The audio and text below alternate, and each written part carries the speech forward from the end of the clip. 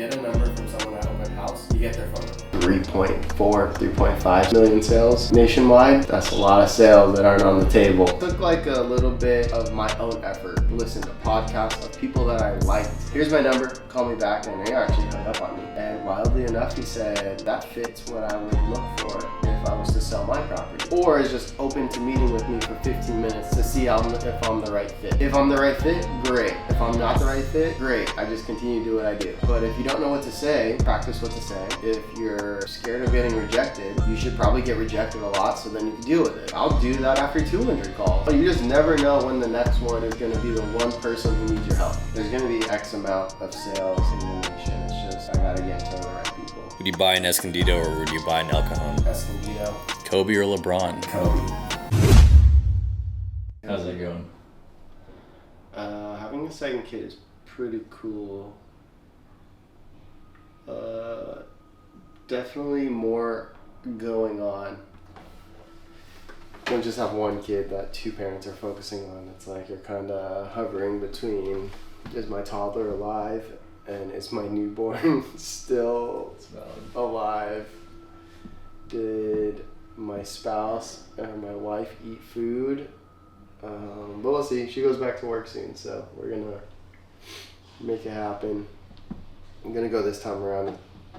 Only me or CJ watching the kids and just like having babysitters intermediately.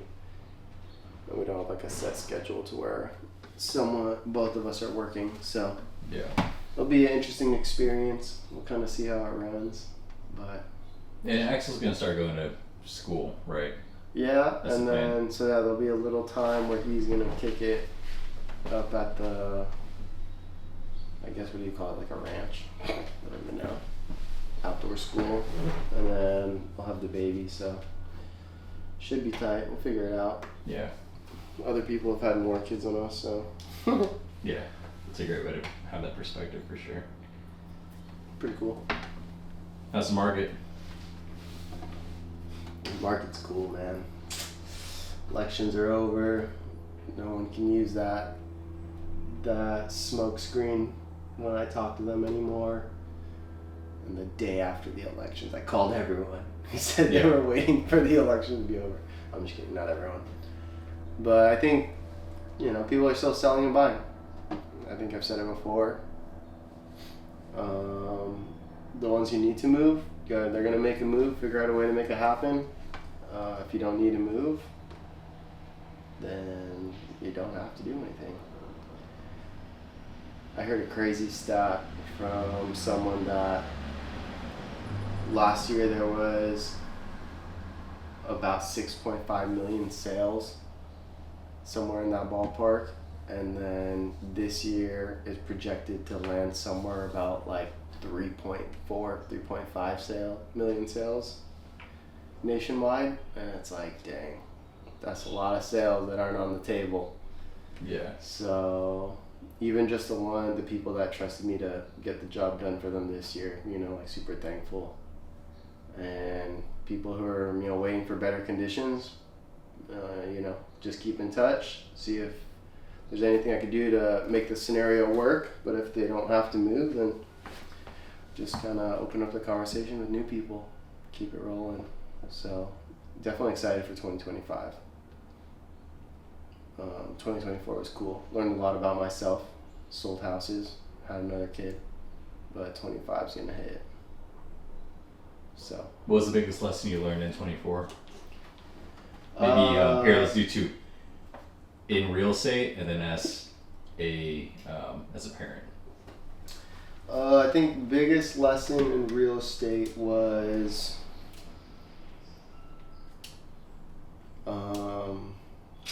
just keep doing the daily activities, even when I don't feel like it. I kept making calls, even when things weren't really panning out how I expected. Like reality wasn't meeting my expectation. Like just keep doing it, and it's just a matter of time till something hits. And it could be one hit, could be like 15 hits at once. You just never know. So.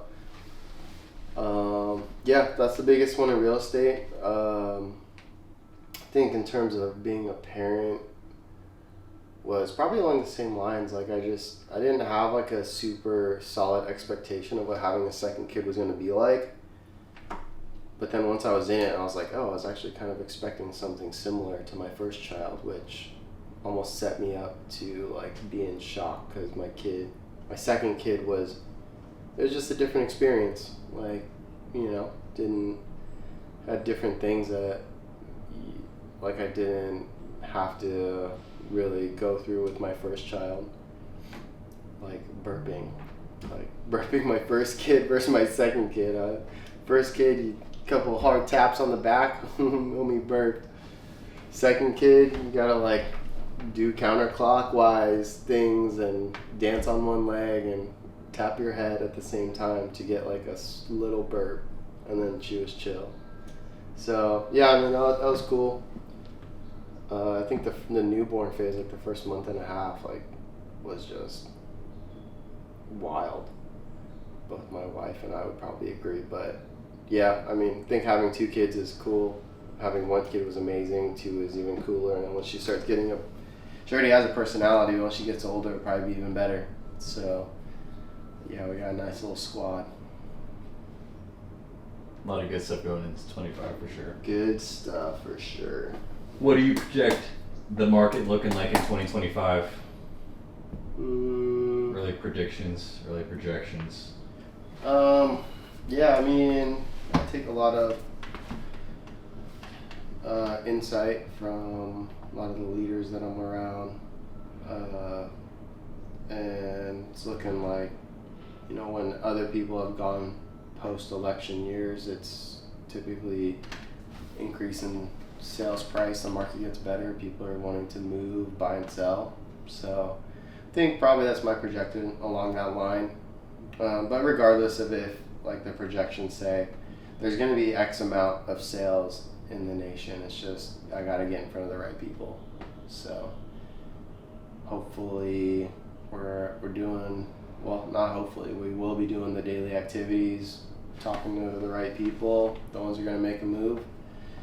We'll earn the business, and we'll just go from there, if that makes sense. Yeah, I think so. I think projections are projections, but that's just I take it into consideration. I use the information to share to my clients, but at the end of the day, regardless of if, I don't know, interest rates are where they're at, or if they're low, or if they're higher, or homes are on the market longer, I mean, the people who are going to move are going to move. Like, they'll make it happen. Like, my goal is not to convince them to make the sacrifice if they have to, but they'll make it themselves. And then we just kind of make it the best scenario possible. So, yeah, that's what I think's gonna happen. Do you foresee more of an influx of people wanting to like sell their home or maybe move?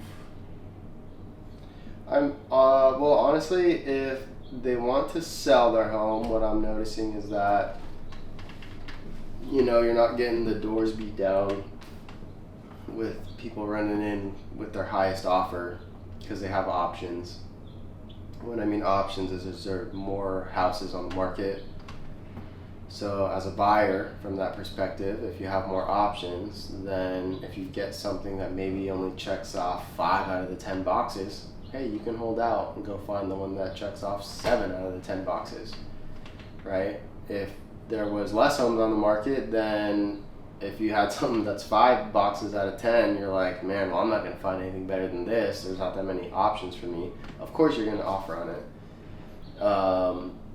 So yeah, buyers have more of an option, and then sellers, I think it's really talking to the right people to get your home sold. It's not you can put any price on the home and you'll still get offers. It's like if it is overpriced, you're going to sit on the market with no activity. Yeah. If you're priced just right, you might get 1 or 2 offers. If if it's an amazing house in an amazing area and it's priced well, I mean, the people will talk. You could still get multiple offers and have to compete. I think the buyers will let you know pretty quick when you hit the market, or if you don't. So, yeah, I think people will have more options 2025. Hopefully the market trends in, more favorable condition. Interest rates maybe will come down. People want to have more affordability, can move from one house to another and maybe upgrade or downsize without getting into a worse financial scenario. We'll see. Is there optimism that this will be a buyer's market with Trump coming into office? I know a lot of people accredit Trump to his first candidacy, that the just like housing market, economy was very favorable to the middle class. I think it opened up a lot of people, even like myself, to be able to buy a home. Mm-hmm. Do you think that will be the case come this time around with him being in office again? Maybe. I hope so. I mean, that'd be cool. But yeah, I mean, I think that's one thing where we'll have to, time will tell if the right conditions are met, so then people can afford to make another move. I mean, amazing. If not, I still think people will figure out a way if they really need to move or relocate or sell or buy. But I also think that just comes into like creativity. If you have the right person who can explore literally all the options and exhaust everything depending on your goals, like, yeah, I think you'll make something happen. I do hope it gets better. Sure, that'd be cool. Yeah, for sure. I don't know. I just think, like, even regardless of politics, like yeah, we'll see, and hopefully they have an effect. But if they don't, I think if you have the right person representing you, either on your buy side or your sell, then like you'll be able to get to a solution. Yeah. Are you guys so you're part of a big team? Have you guys talked about any strategy going into 2025, or maybe even just the last month of this year? Is there anything that you guys are choosing to be more aggressive in, or maybe choosing to focus in on? What's that look like right now? I think for the team, it's interesting, right? Because there's so many avenues of which people do business. Some people do calls, some people do open houses as their main source of business, some people only work their referrals and past clients. So it's all, I think, subjective to how their business is structured. For me, I plan to kind of reverse engineer. I want to have my goals of what I want to sell, see how many calls it takes me to get to an appointment, and then how many appointments I have to go on before I get a contract signed, how many of those contracts signed will sell, and then kind of work the numbers from that so I know what my daily goal is. This year, 2024, I didn't do that good of a job tracking my numbers. 2023, I did a fantastic job, and I was able to actually analyze, and I even got so honed down to like what I was making per 1 hour of focused, intentional calling. And from my gross commission for all the hours I called, all the contacts I made for homeowners and just people talking about real estate, it was in the ballpark around $333 per hour of dialing and calling in 2023. I don't have that data for 2024. I mean, life hit me. But regardless, I still made the calls. I just didn't track it as intentionally. So that's a goal going into 2025 is I'm going to have my numbers and see where I want to have to be daily to hit my goals for like how many homes I want to sell, and then just go from there and maybe assess like 3 months in, 6 months in, 9 months in, make sure I'm like on track or if I need to tailor or anything. Yeah, I think that answered your question. Yeah. I don't know if it did. Yeah, I think it did. So I honestly don't even know what the question was. Just like what are some strategies that maybe you've been discussing with the team for this last push? Yeah, so personally, that's me with calling, just because that's where a lot of my business comes from. Yeah, if I have any other pillars of business, I think I'll layer them in, but my focus has always been to be kind of on the phones calling. It's like my most efficient way to talk to the most people for my office days, given my schedule. So that's how I'm gonna run. But again, like the team has so many different methods. People work online leads, inbound calling leads, and open houses and things like that. So yeah, for me it's just gonna be calling, setting appointments, going on the appointments, getting contracts signed, and kind of if I need to adjust in there, I will. But for the most part, that's gonna be my strategy. And I think anyone else calling within the office, I'll keep close, make sure I'm continuing to stay sharp on my skills, and it's just a numbers game at that point. I think you probably already answered it, but just for the sake of going through it again, what's your number one strategy going into 2025 as a real estate agent? Yeah, I think my number one strategy is to be like attached to the daily activities, like of calling, setting appointments, going on appointments, but to be very deep unattached to the outcome. So regardless if I make 35, 40, 50 contacts, but I didn't get an appointment maybe that day, still coming in the next day with the intention, I'm going to talk to all these people because those I'm attached to the daily actions that I continue to do. But whether it's 3 appointments or 0 appointments for that day, we still do that regardless, and that helps me stay in tune with like proper money making activities for myself. Yeah. So break that down. What does that task look like? Like if you had a notepad in front of you and this is what you're going to do every single day, no matter what the outcome might look like. What does that exactly look like? For me, it's always calling whenever I have a set day in the office.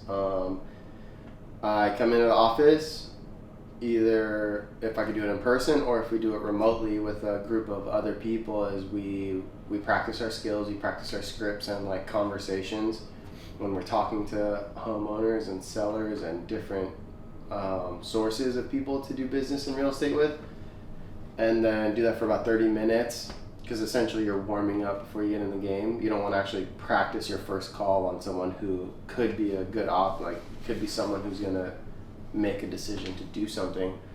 So you practice ahead of time, then minimum of at least 1 to 2 hours of calling right after that, just because you're warmed up. Typically take a lunch of some sort. If I have anyone who said, hey, call me back later, I'll call them after lunch. But if I don't have that list or an appointment, then I'll get back on the phones and try to wrap an hour and a half. So I total somewhere in the ballpark of 3 or 3.5 hours. The goal would be to get longer, but calling is very much like a muscle. Like if you don't do it and like how you aren't used to it, 3, 4, 5 hours is very tiring. Even though like there's no dial tone and you're just calling people, like it's very tiring. So yeah, that's kind of that's my money making activity in my eyes, is just outbound calling and following up and calling people back and staying in touch and things like that. Let's use this place that we're at right now as an example. We're in a beautiful place, minutes from the coast here in Encinitas. How did this? Obviously, because I know the relation of our last point to the point that I'm making right now, but maybe for somebody that's tuning in or maybe coming across this short that might get posted,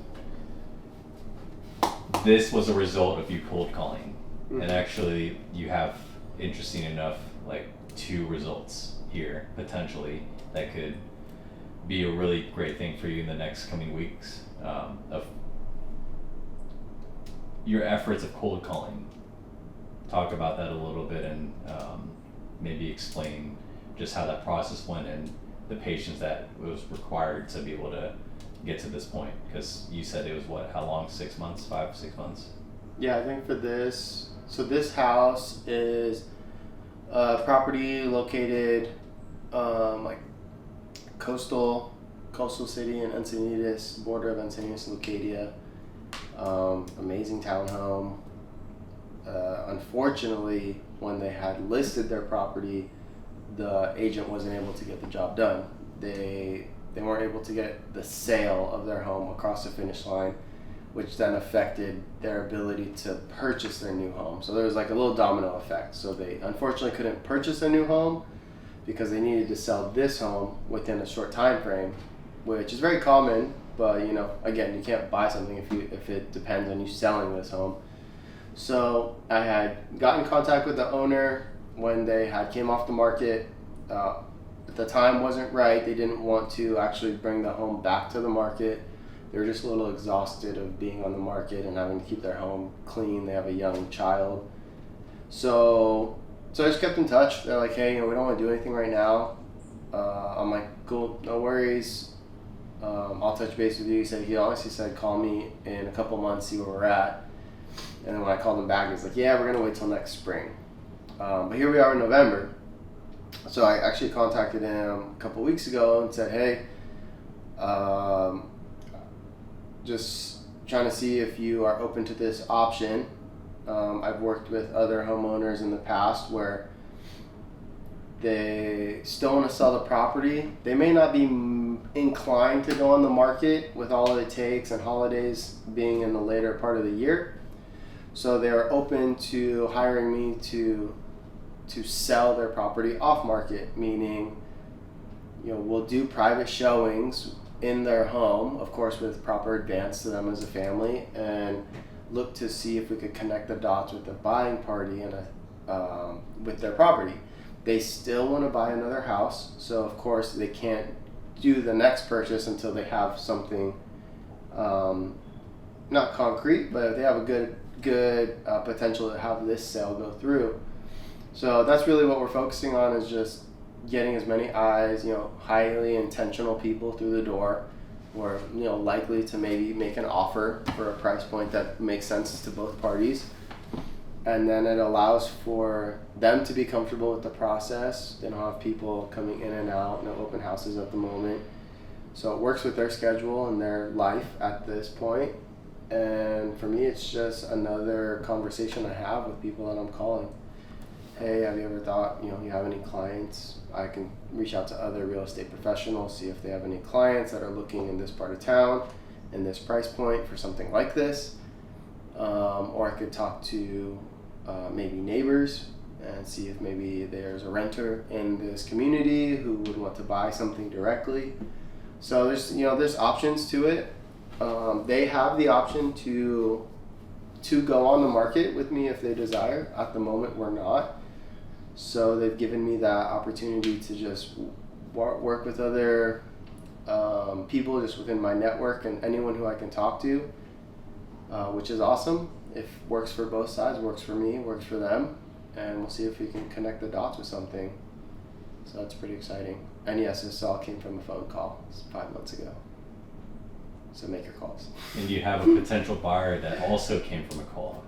Yeah, so crazy. I called. So when I first talked to this homeowner, they said, hey, we couldn't purchase a house in this part of Carlsbad. They gave me the address, and I said, okay, well, something I do on the daily is I talk to homes that failed to sell, and they gave me a very specific part of town, and I went through my own just kind of database, and I found 2 options that fit their criteria in their part of town that they liked. And I reached out to them. I said, hey, I have a family who's looking to maybe purchase within about the next 6 months. I saw you came off the market about 3 months ago. Would you still be open to selling your property? And out of the 2 that fit their description exactly, one person was like, yeah, maybe. Here's my number. Call me back. And they actually hung up on me. Called them back like 4 months later. And I said, hey, I still have a family that's very interested. Just wanted to reach back out and see if you're still open to the thought of selling your home there in X city. He said yes. And I told him a little bit about this family and that they were looking to sell their property in Encinitas. And wildly enough, he said, that fits what I would look for if I was to sell my property. So I said, crazy enough, they're going to be out of town next week for the holidays. They are open to people privately showing the home, and he walked through earlier this morning, and he said, I like it. So we're gonna, off a cold call that was 6 months ago. First time I met him was today. So make your calls. I mean, it was cool. You know, again, didn't know the outcome. He could have just told me off and kept moving. But, you know, a couple follow-up calls and kind of got a little bit more info on what he was looking for. Learned a little bit that he lived in a house down the street about 9 years ago before he sold it. And he likes the area and wants to move back. It just so happened that the dots could connect. We still got some things to cross, you know. But it's just cool how that works. You know, you just call people, share information, allow them to make the best decision. For him, it's like, hey, could work. So we'll see. So 2 cold calls combined could help 2 families. What are the odds of that? Pretty crazy. Pretty wild. Yeah. So make your calls. That's the point, make your calls. Why is it so hard to, like, I know we've talked about this before, but like, what do you think stops real estate agents, or even just people in general? Like, you know what could happen if you just go through the mundane, boring, and almost sometimes intimidating, like, steps of a task, you know, but you know the outcome that could happen. In your case, obviously, real estate cold calling can be hard. It could be intimidating. It could be critical, self-critical, and there's more often than not great outcome at the other side of doing X amount of calls. You know, like going to the gym for me is, I know the outcome that can happen if I'm consistent and I get my butt out of the house in the car, drive to the gym and go hard for, you know, consistent amount of time. Yeah. I think there's a couple things. I mean, just reflecting on how I viewed it early on, I first of all had a lot of exposure to like some very high top performers and who sold a lot of real estate, and I was like, oh, I'm very interested in how these people made their living and stayed in the business for 20 plus years. But that took like a little bit of my own effort to go seek out and follow people on social media and to listen to podcasts of people that I liked. That helped me personally, because maybe on days where I wasn't feeling it, I would go and listen to someone and I just kept hearing, get back on the phones, you know, do the daily activities. Like it'll like a lot, you know, if you're not selling, it's temporary. You can always change it by talking to more people. So like I heard that a lot early on. I don't know if it's just maybe fear of rejection, or they don't know what to say on the phones. But if you don't know what to say, practice what to say. If you're scared of getting rejected, you should probably get rejected a lot, so then you can deal with it. Because if you get rejected 100 times, but one person is like, oh my gosh, Anthony, I need you to sell my $2 million property. Okay, like, I'll do that after 200 calls. You know, you just never know when the next one is going to be the one person who needs your help. Or is just open to meeting with me for 15 minutes to see if I'm the right fit. If I'm the right fit, great. If I'm not the right fit, great. I just continue to do what I do. So, I don't know, maybe, I think a lot of it is fear of rejection, but I also think there's factors in there that you can control. Like, I have a good group of people I think that I practice my scripts with and like what to say for different scenarios. And, you know, I practice daily, if not with another live person, or if I don't have that opportunity, I'll just write it out and just like practice what to say, just so I'm like keeping sharp. It always brings me back to there's like a still of Kobe Bryant where he's like in his pajamas and he's got a cast on one arm and he's shooting free throws with his offhand. And he's like, yo, I can't shoot with my dominant hand, so I'm going to practice the same shots from the same distance with my offhand. So it's like, you just do something to just keep moving it forward. Is he gonna shoot free throws with his offhand? No, but he got to the free throw line. He did some shots, and then as he's healing, then he gets back. So for me, I just see it like that. And also for me, just calls are just the most efficient. Like I can talk to 50 people versus if I was to go knock everyone's door. It is a method, and are people successful knocking doors? 100%. But you can probably have a higher probability of talking to more people in an hour on the phones versus if you were to knock for 1 hour, you might be limited to only talking to people. I could talk to a homeowner if they're like out and about on the phone. Like if they're not home and I'm at that door at that right moment, they might not be home. So that's for me. Those are like some things as to like why I call.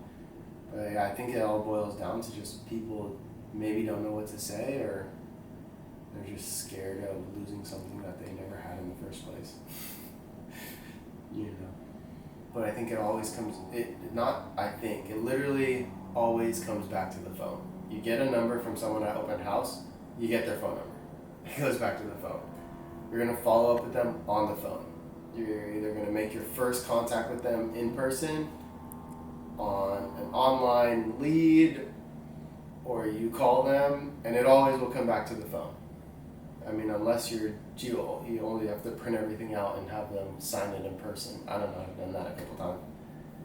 But like, they're probably signing documents on their phone. So like, it always comes back to the phone how I see it, so why not start there? Yeah. Do you think that there's potential for new grants and bills to pass for like new homeowners trying to buy their first property? Like how often do those things actually come about? Yeah, because it seems like California really does do a fairly good job of trying to give grants to like new owners, like new home buyers, you know? Yeah. At least from what I've heard. They do, but just the only thing I think that comes about, I always just view it as an option. So like the grants, everyone wants free money. It's amazing. If I can get a client secured with a grant, they don't have to pay it back. Like that's great. Thing with those is they just run out. Like it's not a unlimited fund, so it runs out quick. Could be a lottery system, right? Random. Who actually gets it? Who doesn't? Good programs that you could utilize as a first-time buyer, but you just want to make sure you read the fine print, make sure it's something you're comfortable with. But yeah, I mean, all those things come around all the time. It's an option. I'll present it 100%, and it's up to my client if they want to pursue it. But yeah, I mean, they come around a lot. They are always constantly changing, so you got to keep up to date with the ones that are available versus the ones that aren't. So, yeah, we'll see. We'll see kind of what rolls out the next couple of years. It's always good being able to provide like a resource to a client that they could utilize maybe they didn't know. But yeah, just try to bring as many options as you can and see which one can fit them and works well and they're comfortable, and then run it. How's the ADU situation back at your crib? Oh man,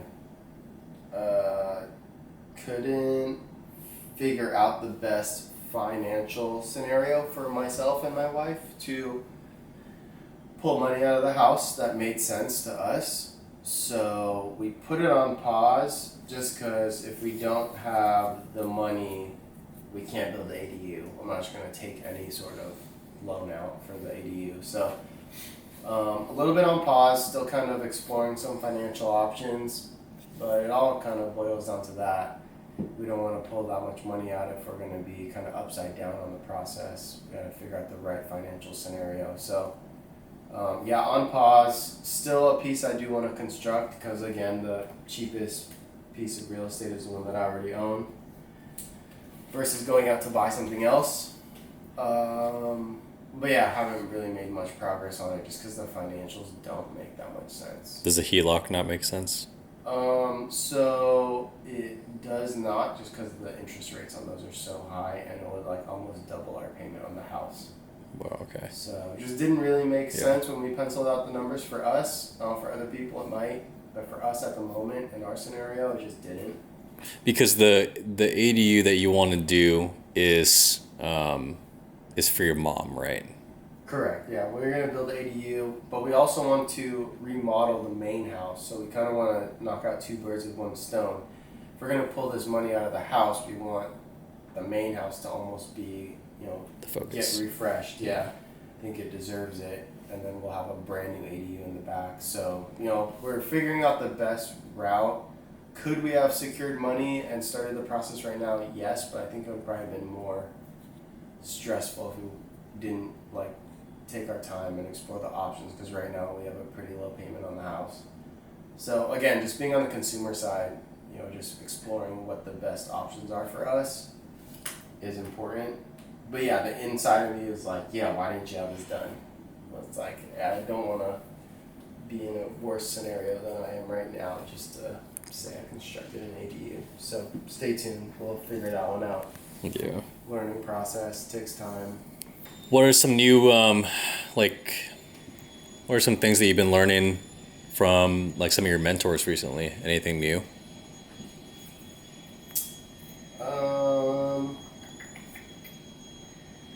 Not really anything new. I think the big thing that's within my network is honestly just doing the daily activities, like make the calls, follow up with the people you said you were gonna call them back, bring solutions. If you have no solutions, move on to the next. It's just the simple thing, then just execute on the simple things is pretty much the big trend right now. Word on the street is not many people are calling, so just doubling down on calls. Just call people and get in touch with homeowners and buyers and just give them options, solutions, So that's just the big trend. I don't think it's anything flashy or special, but that's okay. If you can stay consistent and do the simple things really well, it'll get you very far instead of doing very lavish things, but farther and few in between. I got something for you. Okay. It's called This or That. Quick fire segment. Yeah. Really quick fire stuff. If you had to do it, would you buy an Escondido or would you buy an El Cajon right now? Oh my gosh. Escondido. Probably because my wife works in Rancho Penasquitos and I think it'd be closer. Shout out to my wife. Keep her Nice. commute short. It's a great answer. Let's go. All right. Okay. This or that. Marketing a home with professional photos or videos from your phone?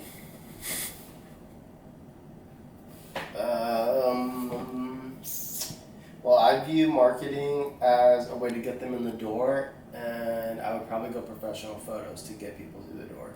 Okay. Videos from the phone just doesn't hit. I don't think it alludes to people browsing at night.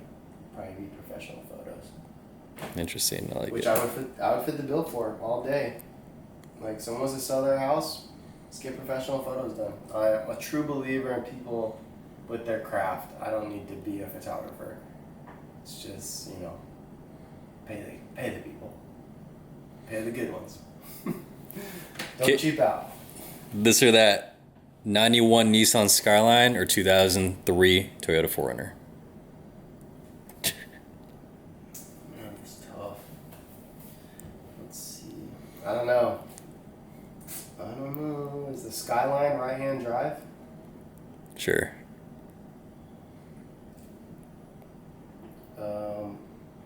Skyline. Yep. 90%. Skyline. 91. That's great.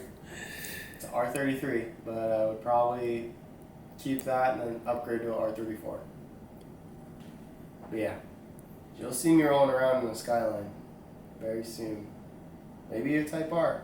Who knows? Keep my people on their toes. Both very practical with two children. Not really. All right, your preference, maybe what you think. Just whatever. Okay, anyways. Fast sale at a lower price or holding out for a top dollar? Depends on the person. You. It would depend on if I would have to move. If I had a house that I wanted that I had to sell my current place, I would go fast sale, lower price just to secure the next. If I didn't have that next located and I was kind of like taking my time, I'd hold out for the top dollar. I think there's more context to that. Because you don't want to give your house away if there's no necessary need. But also, I would hold out if I can make 100-ish, 50 to 100,000 more, and I didn't have something on the other end that I was putting at jeopardy to lose out on. That's good. I like that answer To a give you lot. more context, Matt. That was perfect. That was great. I like that answer a lot, actually. This or that, FHA or conventional loan? Jeez.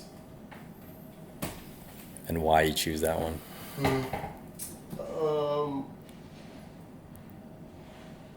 don't know. Conventional, but also I ain't got no hate for the FHA. FHA can come down 3.5. Minimum for conventional 5%. I think it depends on the person how much cash you got. Yeah, personally, I'd probably save up for the conventional. If you have a good enough credit score to rock the conventional, hit it. If you have to explore the FHA and maybe the credit score is not in the right place, I mean, it's a good option. Won't speak negatively about it because I think a lot of people successfully got into home ownership with the FHA and still do, so it's a good option. It's whatever fits the person. But I would probably wait out, get my credit score up, and save up enough to go conventional. I like it. Another great answer. Selling a home during the holidays or waiting for spring? During the holidays. For the sole fact that if someone is coming to view a house a week before Thanksgiving or few weeks before Christmas, they are serious. They're not coming out just to look. They are coming out because they have intent to make some sort of move, and if the right option comes across, then they're making a move. That being said, some people it works to wait till spring, Maybe kids are going to be out of school, don't have to move during the middle of the school year. But yeah, I mean, for me, keep going all the way to the end of the year. I like it. Keep it rolling, man. Okay, this or that, urban condo in downtown San Diego or a single family home in Valley Center? What would you choose? Single family Valley Center. I need to park my car in the same spot every night. An urban downtown San Diego, slim chance that's happening. Yeah, Valley Center. I'll probably get a garage out there too. Yeah, that's me. Downtown life, probably ain't for me. That's okay. Kobe or LeBron? Kobe. It's not even a question. Yeah, you got like 3 hours to go over that one, or what? Jeez. Yeah, Kobe, childhood. Love that LeBron's on my Lakers. But yeah, I grew up a Kobe fan, and he is a top dog in my eyes. So, yeah, all day. Staging a home or selling as is? So, funny thing about that, first couple of years in the industry, I was told to just kind of sell as is. I listed my first property with staging. Shout out Sonny. It was awesome. We could have sold it vacant, but I think he did a fantastic job designing the staging and bringing all of his pieces in. That it looked great. It looks great. It's a great feel when you walk in. So I think if the ability to stage it is there, I would explore it. But if my sold house is vacant and unstaged, yes. So that's something I'm still messing around with. I like how Sunny designs. He does our in office listings all the time, and he does a fantastic job.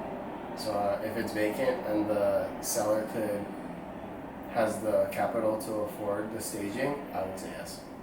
It's sick. This or that. What do you prefer? Helping a client buy in a seller's market or help a client sell in a buyer's market? When a client buy in a seller market or a seller, I think seller in a buyer's market. Why do you prefer that more? I think that I have gravitated a lot of my efforts to speak to a lot of homeowners, so I just think naturally I'm more likely to come across like a seller maybe with buyers who have more options, just as of right now. But I think I guess missed the frenzy with a buyer in a seller's market. I missed like the height of that during the peak of the pandemic, so I don't know if that comes around, sick. But if not, yeah, I'd probably seller in a buyer's market. You know, make sure they have good options, and I think it's more of like, how do we make their property stand out as the obvious choice? You know, so that's kind of where I'm at in terms of learning and doing at this moment. Yes. This or that. Renting out a property for passive income or selling for immediate profit? I think it depends on the goal. If the goal is to cash out and use the money, yeah, sell for a profit. If you can be okay and generate passive income and you're able to, then I would run that. Because if you can collect multiple properties, especially here in San Diego County, I mean, you're in a good spot. And if you can rent it out for a profit, you're in a good spot. So I think it depends on the step afterwards, like what the goals are after. If it's just to get cash, yeah, sure, sell for immediate profit if it's there. If you can hold it and be okay with the passive income, then I'd probably explore that. Typically explore that with my clients primarily first. Like if you can keep your property and still make the next purchase, great. Or if you need to sell to make the next purchase, then you have to cross that bridge. But yeah, if we can buy properties and my clients like stack a portfolio, sick. But if you have to sell to buy the next thing, then I mean you have to do it. So. Cool. Do a couple more. I'll let you decide on how you want to approach this one. Bronny James or Dalton Connect? Dude, Dalton Connect 4, he's just so nice. So, if I'm going off my small sample sizes, it's him, man. Like, dude's a killer. Yeah, he really is. He's so good. Who do you think's gonna have the better career? Dalton Connect. If he's playing like this out of college, like, you know, as long as you don't get hurt, yeah, he's nice. He is nice. And he has Alex Caruso's old jersey, so old jersey number, so I'm gonna have to get it. Yeah. Like, could be so wrong. Bronny probably have a long career too. You never know. I feel like they'll make their money different ways. Seller's concessions or price reduction? Interesting. Probably seller's concessions. Just because at a seller's perspective, you know, they want to hit their numbers. So to the eye, like, you know, if you give sellers concessions, you can maybe hit their numbers still versus a price reduction. But again, I'd probably present both options and see which one would get them closer to their goal. Yeah. Great question. Okay, this is the last one, and it's not the most sexy one, but I feel like it also would give a lot of insight. Let's say there's a realtor out there and they're kind of they're in this type of a situation, they're trying to figure out what to do. If you have a picky client, maybe it's a hard client to work with, but you're happy to work with them anyway. This or that, waiving the home inspection to strengthen an offer or including an inspection contingency. Oh, I would never waive the. I mean, I would always have someone do a home inspection, regardless of if they waive the inspection contingency, just so they know what they're buying. But yeah, I'd probably keep that one in there if they're picky and let them choose. The last thing I would want is if they waive it and then there comes a good old problem down the line. Yeah, they typically will always come back and be probably upset with that main person. So I keep it in there and see if there are other ways we could strengthen the offer and make them the top choice for the seller. I'd probably keep that one in there. Cool. All right, last remarks. This one's just for fun. Let's say Axel stumbles upon this video. He's 21 years old. What advice would you want to give him based on all the life experience that you've been able to conjure up in your 31 years of life? Let's see, kid's 21. Honestly, probably not to take life too seriously and to figure out something he likes to do and just do it and don't really listen to the outside noise and send it. Yeah, and if you fail at it, try again. Nice. Yeah, that'd be tight. 21. Yeah, I didn't know what I was doing at 21, so kid, I don't expect you to. And it's okay if you don't. Keep ripping. That's about it. Save your money. Buy a house. Buy a couple houses by 21. If you don't have your first house by 14, no, I'm just kidding. I didn't have one. I wasn't buying houses out the moon like I should have been.